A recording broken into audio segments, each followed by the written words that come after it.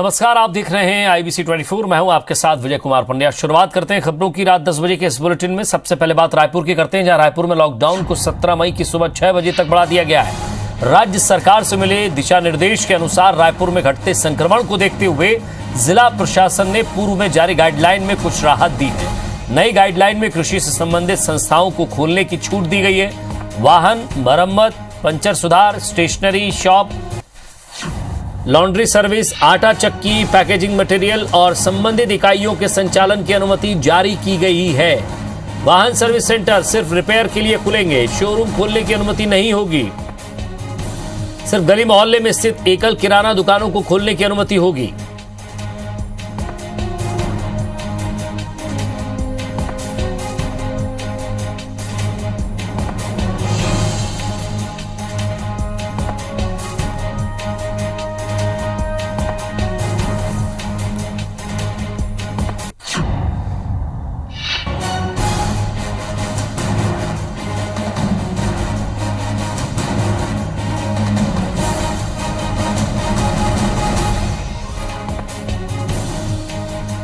Star Jain हमारे संवाददाता विस्तार से बातचीत के लिए हमारे साथ जुड़ गए। स्टार, कई लोग ऐसे हैं जो थोड़ा सा भ्रमित जरूर हैं, जरा इसे विस्तार से समझाइए कि कौन कौन सी दुकानें खुली रहेंगी और क्या प्रशासन की तरफ से गाइडलाइन है और कितनी छूट है।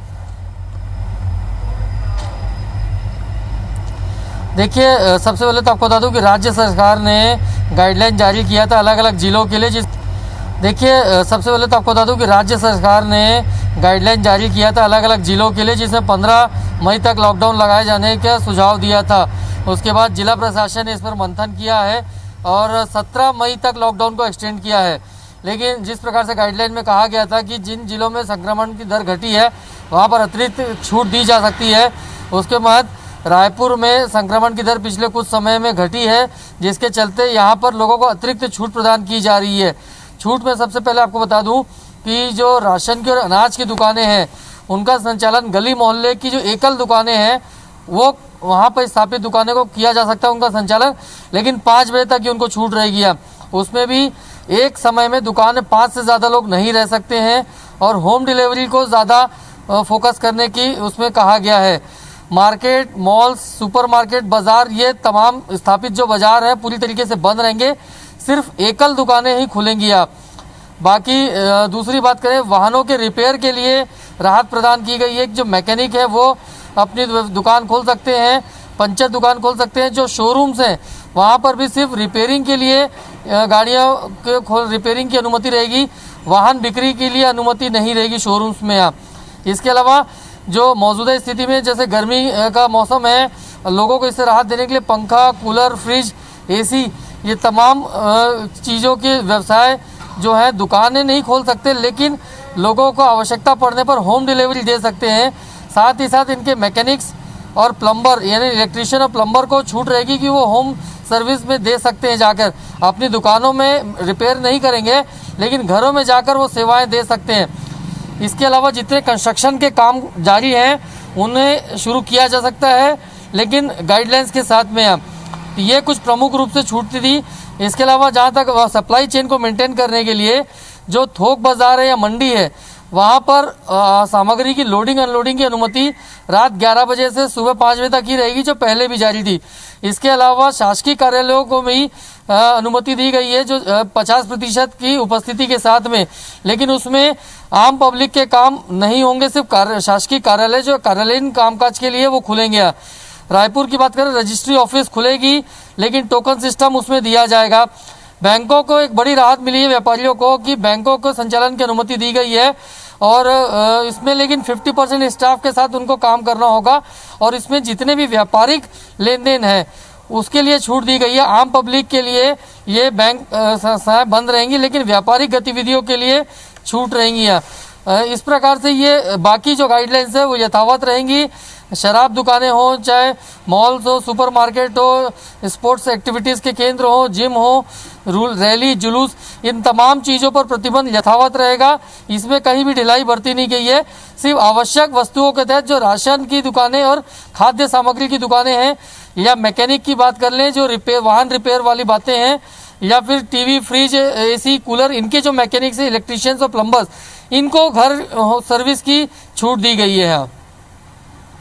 शुक्रिया स्टार इस तमाम बातचीत के लिए। तो बड़ा विस्तार से हमारे संवाददाता ने बताया कि कहाँ कितनी छूट है, लेकिन फिर भी आपको बड़ी सतर्कता से बाहर निकलना है। बहुत ज़रूरी हो तो आप बाहर निकलें।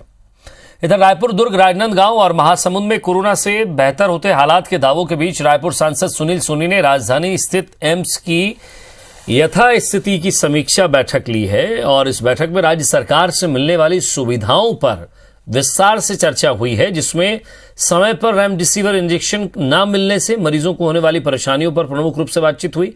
सांसद सुनील सोनी ने बताया कि एम्स पर मरीजों के दबाव को लेकर बातचीत हुई। ये निकल कर आया कि अंबिकापुर, बिलासपुर, कोरबा सहित बस्तर संभाग के कुछ जिलों में मरीजों के लगातार आने से दबाव अभी भी बना हुआ है। वहीं एम्स में अब भी आईसीयू बेड और वेंटिलेटर की कमी है, जिस वजह से नए मरीजों को भर्ती करने में दिक्कतों का सामना करना पड़ रहा है। बैठक के बाद मीडिया से चर्चा करते हुए सांसद सुनील सोनी ने कहा कि राज्य सरकार से इस संबंध में चर्चा करके हल निकालने की कोशिश करेंगे।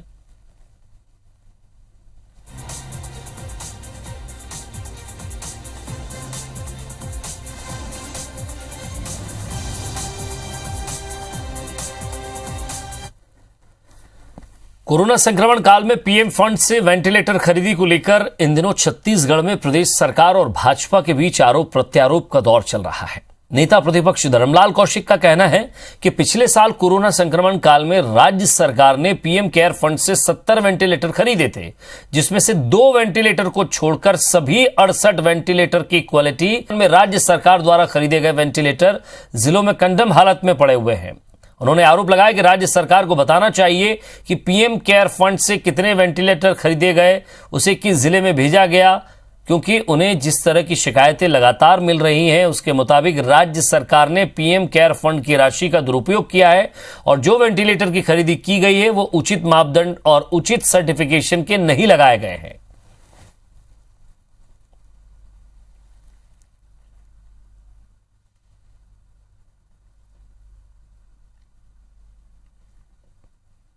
छत्तीसगढ़ सरकार के द्वारा ये कही गई कि पीएम केयर के द्वारा वेंटिलेटर नहीं खरीदी गई है। इस सरकार के द्वारा वेंटिलेटर खरीदी गई है कि नहीं खरीदी गई है, और यदि खरीदी गई है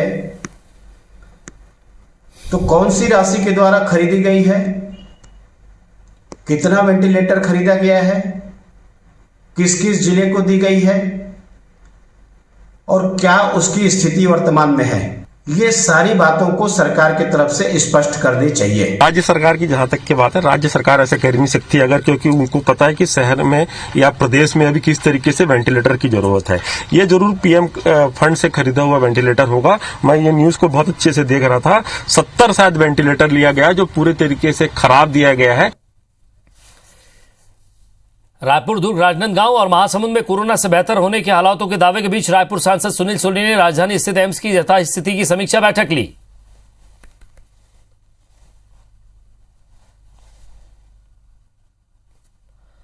बैठक में राज्य सरकार से मिलने वाली सुविधाओं पर विस्तार से चर्चा हुई, जिसमें रेमडेसिविर इंजेक्शन न मिलने से मरीजों को होने वाली परेशानियों पर प्रमुख रूप से बातचीत हुई। सांसद सुनील सोनी ने बताया कि एम्स पर मरीजों के दबाव को लेकर बातचीत में यह निकलकर सामने आया कि अंबिकापुर, बिलासपुर, कोरबा सहित बस्तर संभाग के कुछ जिलों से मरीजों के लगातार आने का दबाव है।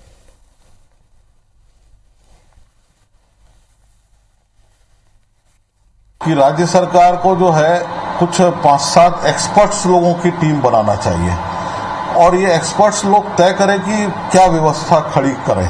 आज भी जो है आईसीयू बेड, आपके आईसीयू वार्ड जो है, आपके वेंटिलेटर हैं, ये सब जगह अभी फुल है और ये अधिक संख्या अब जो आ रही है वो ग्रामीण इलाकों से आ रही है। तो अच्छे फैसले हों, सूझबूझ के साथ फैसले हों, ये मेरा राज्य सरकार से आग्रह है। और छत्तीसगढ़ में कोरोना संक्रमण बढ़ने के मामलों को लेकर उन्हें रोकने के लिए स्वास्थ्य विभाग की ओर से लगातार कार्ययोजना बनाई जा रही है। स्वास्थ्य मंत्री टीएस सिंहदेव ने स्वास्थ्य क्षेत्र में अमेरिकी प्रतिष्ठित संस्था मायो क्लिनिक के प्रतिनिधि से चर्चा की। इस दौरान संस्थान के माध्यम से स्वास्थ्य क्षेत्र में किस प्रकार कार्य कर सकते हैं, इस पर बातचीत हुई। चर्चा के दौरान संस्था में कार्यरत भारतीय मूल के लोगों ने संकट की इस घड़ी में भारत के लिए कार्य करने की इच्छा जाहिर की। स्वास्थ्य मंत्री सिंहदेव के मुताबिक वर्तमान व्यवस्थाओं को बेहतर बनाने, घरों से अस्पताल तक पहुंचाने की व्यवस्था, घरों में रहते हुए समय पर प्रबंधन और साथ ही साथ उचित स्वास्थ्य सुविधाओं की समीक्षा हुई, बातचीत हुई। मेयो क्लिनिक के नाम से ये प्रतिष्ठान है जिसमें 4 से 5 हजार प्रोफेशनल्स, रिसर्च करने वाले वैज्ञानिक, उनसे हमारी चर्चा हुई और छत्तीसगढ़ में क्या हम कर सकते हैं, उनके माध्यम से क्या सहयोग कर सकते हैं। और बड़ी खुशी हुई जब उन्होंने ये बताया कि भारतीय मूल के डॉक्टर्स जो वहाँ काम कर रहे हैं, सभी के मन में है कि संकट की इस घड़ी में हम भारत के लिए क्या करें। राजधानी अस्पताल में हुए अग्निकांड के मामले की जांच में तेजी आई है, जहां एक तरफ फायर सेफ्टी विभाग और एफएसएल की टीमों ने अस्पताल का दौरा किया और अपनी अपनी रिपोर्ट सौंपी, जिसके बाद आज अस्पताल संचालक मंडल के 2 डॉक्टरों की गिरफ्तारी हुई है। उसी क्रम में आज जिला प्रशासन की जांच टीम अस्पताल पहुंची और करीब 1.5 घंटे तक अस्पताल में कई बिंदुओं पर जांच कर लौट आई। बताया जा रहा है कि अस्पताल प्रबंधन ने जिला प्रशासन की टीम ने 28 लिखित सवाल के लिखित जवाब मांगे थे। हालांकि अस्पताल प्रबंधन ने सभी 28 सवालों के लिखित जवाब जिला प्रशासन के पास जमा करवा दिए हैं, लेकिन दस्तावेज प्रमाण सील अस्पताल में होने के हवाला देकर जमा नहीं किए गए, जिसके बाद आज जब टीम अस्पताल में पहुंची तो दस्तावेज जब्त करने की कार्रवाई करने पहुंची, लेकिन वहां कोई दस्तावेज नहीं मिले।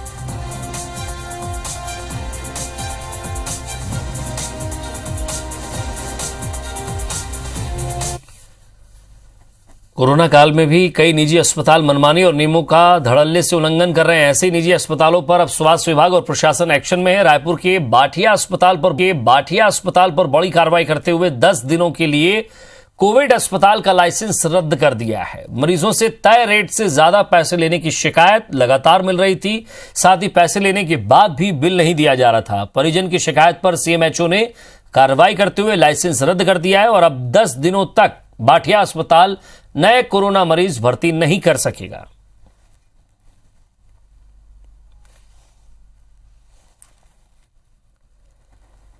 सरगुजा में कोरोना टीकाकरण के लिए दुरस गांव पहुंची मितानिन से कोरोना वैक्सीन छीनने के साथ गाली गलौज का मामला सामने आया है और इस मामले की सूचना पर उदयपुर पुलिस ने दोनों आरोपियों की गिरफ्तारी कर ली है। मगर पुलिस की परेशानी तब बढ़ गई जब इनमें से एक आरोपी कोरोना संक्रमित पाया गया। ऐसे में अब जहां कोरोना संक्रमित आरोपी को आइसोलेट किया जा रहा है, तो वहीं थाने को भी सैनिटाइज कराने की कवायद की जा रही है। दरअसल मितानिन कोरोना वैक्सीन की पेटी लेकर वैक्सीनेशन के लिए उदयपुर क्षेत्र के कवलगिरी गांव पहुंची थी। यहां 2 आरोपी नशे में धुत हालत में मितानिन से वैक्सीन छीनने की कोशिश कर रहे थे।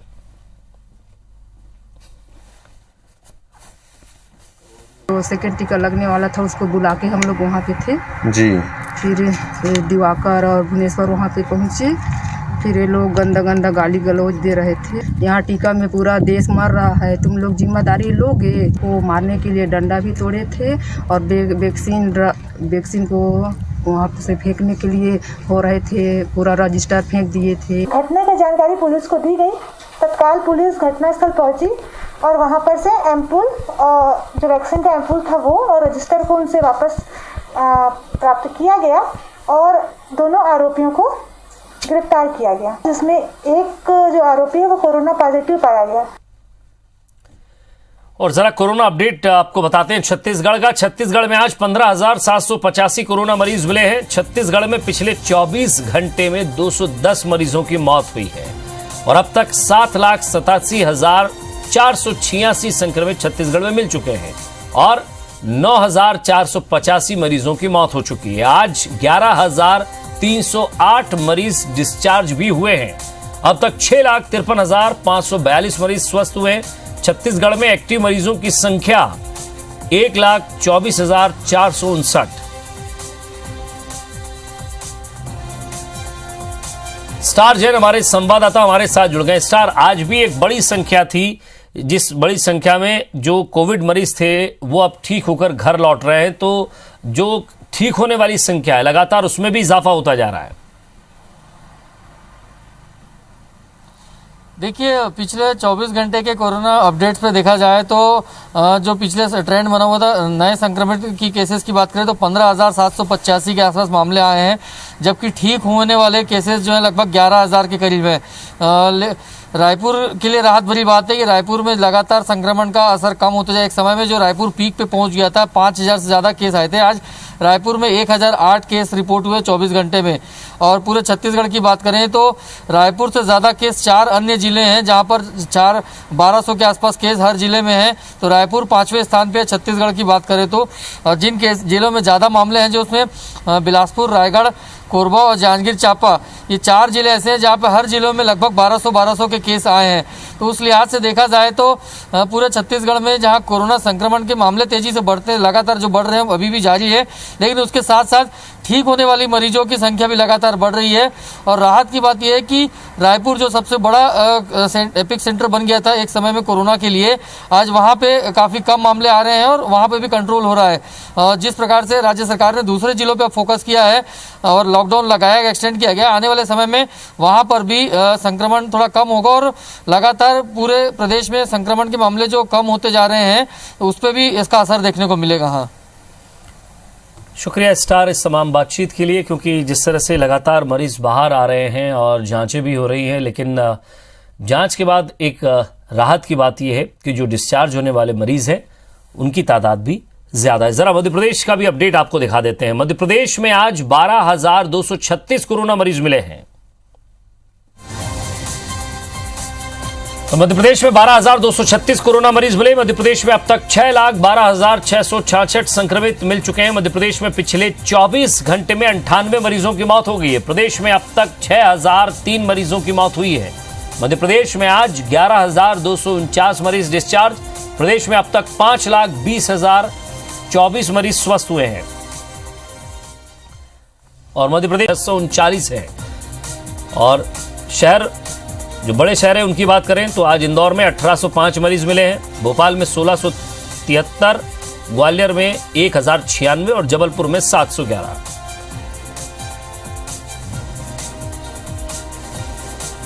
प्रदेश में कोरोना वैक्सीन की कमी को ध्यान में रखते हुए इसे सबसे पहले समाज के सबसे अंतिम तबके के लोगों तक पहुंचाने की पहल शुरू की गई और अंत्योदय योजना के हितग्राहियों को कोरोना वैक्सीन लगाई जा रही है। मगर इस अभियान में तेजी नहीं आ पा रही है। आलम यह है कि सरगुजा जिले में जहां 2 दिन में 2000 अंत्योदय कार्ड धारियों को कोरोना की वैक्सीन लगनी चाहिए थी, वहां सिर्फ 723 लोगों को ही कोरोना वैक्सीन लग चुकी है। ऐसे में अब इस पर विचार किया जा रहा है कि अंत्योदय योजना के लोग जागरूकता की कमी के कारण वैक्सीनेशन केंद्र तक नहीं पहुंच पा रहे हैं। अब मितानिनों के साथ साथ दूरस्थ क्षेत्रों में सेंटर बनाकर वैक्सीन ही अंत्योदय कार्ड धारकों तक पहुंचाने की पहल करने की तैयारी की जा रही है ताकि वैक्सीन ज्यादा से ज्यादा लोगों को लगाई जा सके।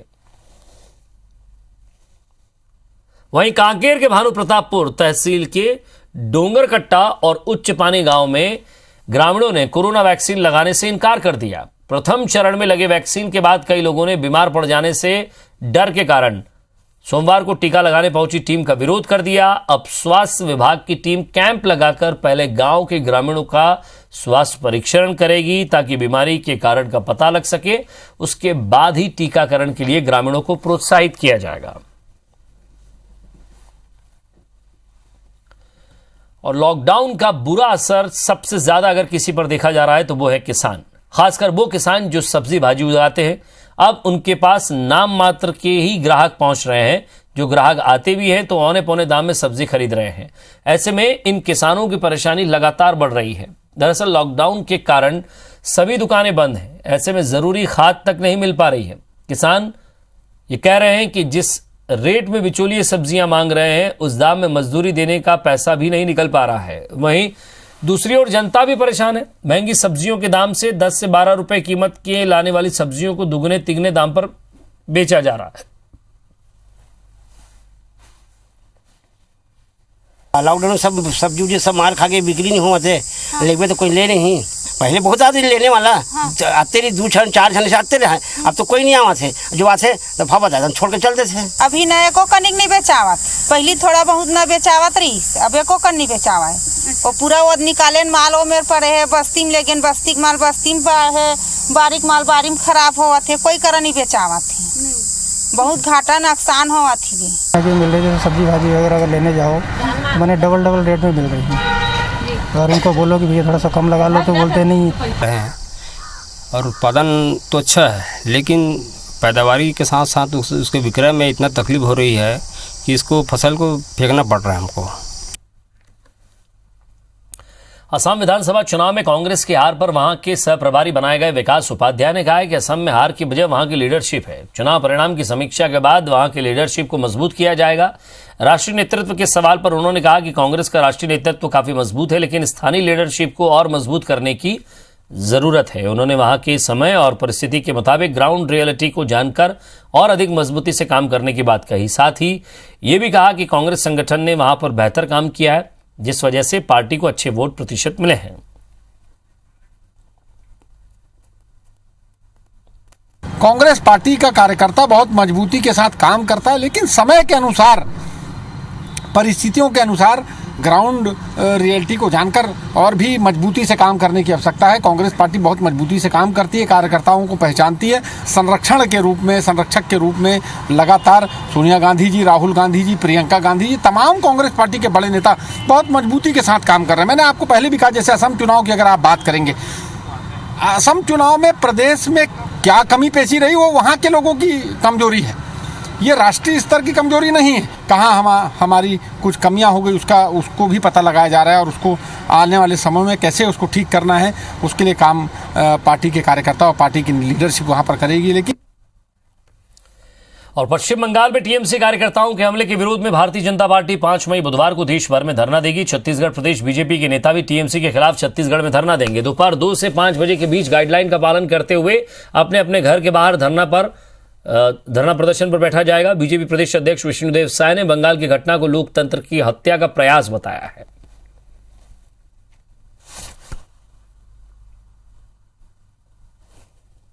धरना पश्चिम बंगाल में टीएमसी की वापसी के बाद जो स्थितियां वहां निर्मित हुई है, भारतीय जनता पार्टी के कार्यालय को आग लगाई जा रही, भारतीय जनता पार्टी के कार्यकर्ताओं की हत्या की जा रही है। एक दहशत का वातावरण बंगाल में निर्मित हो गया है।